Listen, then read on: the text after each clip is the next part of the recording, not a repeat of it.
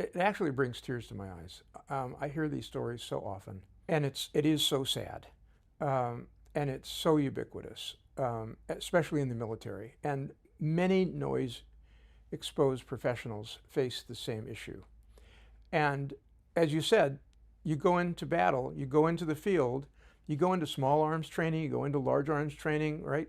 And the first thing you do is you put on hearing protection. And the first thing you do after you have your hearing protection on, when you have to talk to someone, is you take your hearing protection off. Yeah, exactly. So that's a problem. Yeah. It's a very big problem. So now, how did you connect with Dr. Joe Miller? I mean, you guys were friends prior to that. Correct. And he probably, over a beer or something like that, kind of shared this information with you. Like, how did that all start? So it started, you're right, we were friends, and he was a scientist, and I was not.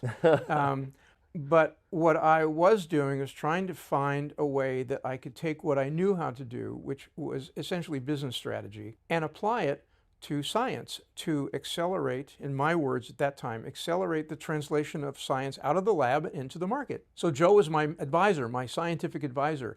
I was not looking at his science and he was not looking at me. Yeah. I was out in the country looking around for all these things, and I would come back to Joe and say, so what do you think of this? And he'd say, yeah, maybe, could be. And we did that for several years. And then we sat down one day and we said, maybe we ought to do this together. And we made a deal. The deal was we would progress this business together as long as it didn't interfere with our friendship. And if it did, all bets were off.